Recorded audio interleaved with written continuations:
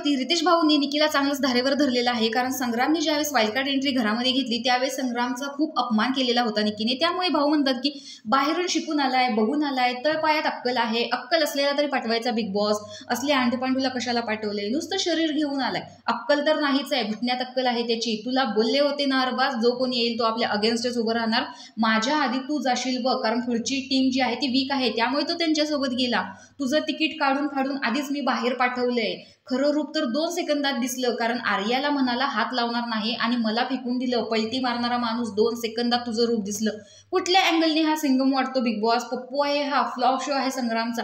नाही निघाला ना माझ्या आधी असं चुटक्या वाजवत, माझ्या आधी तर नाव बदलेन असं तुम्ही संग्रामला बोललात, पण ते एका शब्दानेही तुम्हाला बोलले नाहीत. संग्रामच्या एका धक्क्यावर तुम्ही एवढं बोललात. अहो पण बिग बॉसनेच त्यांना आदेश दिलेला होता, म्हणूनच त्यांनी तुम्हाला पाण्यात सांगितलं ना. बरं, तुमच्या नोजचं जर ऑपरेशन झालं होतं ते सुद्धा बिग बॉसने सांगितले की त्या डॉक्टरांच्या सल्ल्यानुसार की तुम्हाला काही प्रॉब्लेम होणार नाही, तरी सुद्धा तुम्ही एवढा तमाशा केलात आणि अख्ख्या घरावरती तुम्ही आरडाओरडा करायला सुरुवात केली. आणि आत्तापर्यंत गेम खेळताना तुम्ही किती लोकांना धक्के दिले आहेत, किती ॲग्रेशन दाखवलं आहे, तेव्हा तुम्हाला तर काहीच नाही वाटलं. तुमचा गेम तुम्हाला फेअर वाटायचा टास्क खेळताना. बरं, मला आणखी एक गोष्ट सांगा की ज्यावेळेस तुम्ही लोंबडी आणि वाघाबद्दल बोलत होता, सांगा मग तुमच्या मते की कोण लोंबडी आहे आणि कोण वाघ आहे? तुमच्यामध्ये तर अरबाजच असणार, कारण तुम्हीच बोललात की वाघ हा असा सुद्धा असू शकतो बारीक. आणि निकी नॉमिनेशनच्या टास्कमध्ये देखील तुम्ही खूपच विचित्र खेळत होता, कारण तुम्हाला माहिती होतं की जान्हवी तुम्हाला सेफ ठेवतील, त्यामुळे ते तुम्ही गृहीत धरून तुम्ही अरबाजसाठी पॅडीकडे डील केलं की तुम्ही अरबाजला सेफ करा, मी तुम्हाला सेफ करते. तरीही 4थ्या फेरीत तुम्ही स्वतःला वाचवण्यासाठी परत पॅडी भाऊंसोबत भांडण करत बसलात.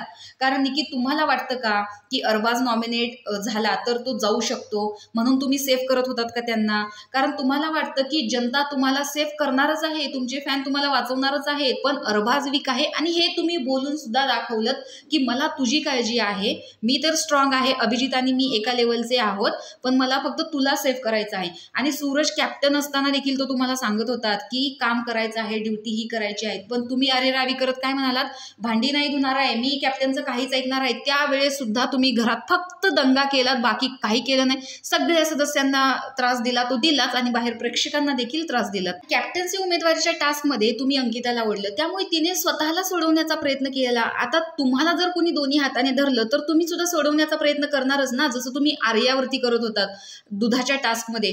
तर तुम्ही तिच्यावरच आरोप करतायत की तिने तुम्हाला चिमटा घेतला. आणि ज्या वेळेस तुम्ही आर्याला म्हणत होता की आर्या मुलांना धक्का मारते, बाहेर प्रेक्षक बघतायत, पण निकी हे समजून घ्या की दुसऱ्या फेरीमध्ये आर्याला धक्का मारून अरबाज तिच्या जागेवर उभा राहिलेला होता, पण तेव्हा तुम्हाला ते दिसलं नव्हतं, बाहेर प्रेक्षकांनी ते बघितलं, त्यामुळे तुमचा हा जो गेम चालू होता ना तो अनफेअर दिसत होता बाहेर. आणि कॅप्टन्सी टास्कमध्ये सुद्धा तुम्ही 2 हात असे धरले होते जसे बाकीचे हिरा पकडणार कसे मग. आणि ज्यावेळेस पॅडीदारांनी तसाच हात धरला जसा तुम्ही धरलेला, मग एवढा दंगा कशाला केलात?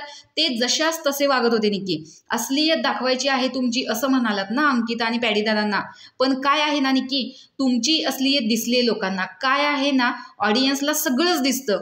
तुम्हाला जे नाही कळत ना ते ऑडियन्स पारखून बघत असतं. आणि कॅप्टन्सी टास्कमध्ये निकी तुम्ही जिथे खेळता तिथे खेळाचे नियम तोडता. तुम्ही फक्त ठरवलं आहे की खेळाचे नियम तोडायचे.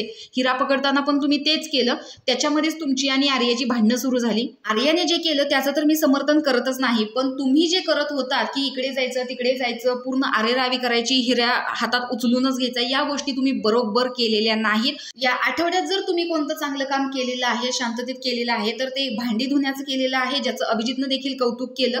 आणि दुसरी गोष्ट म्हणजे ज्यावेळेस वर्षाताईंनी कोथिंबीर टाकून दिलेली होती त्यावेळेस तुम्ही ती बाहेर काढली, तर या गोष्टीमुळे तुमचं खरंच कौतुक आहे. पण बाकी जे तुम्ही आठवडाभर धिंगाणा घातलेला आहे ना तो आम्हाला बिलकुल आवडलेला नाही आणि बाहेर प्रेक्षकांना देखील आवडलेला नाही. तर तुम्हाला भाऊनी घेतलेली निकीची शाळा कशी वाटली हे कमेंट बॉक्समध्ये नक्की सांगा. अशाच व्हिडिओसाठी आपल्या चॅनलला सबस्क्राईब करा.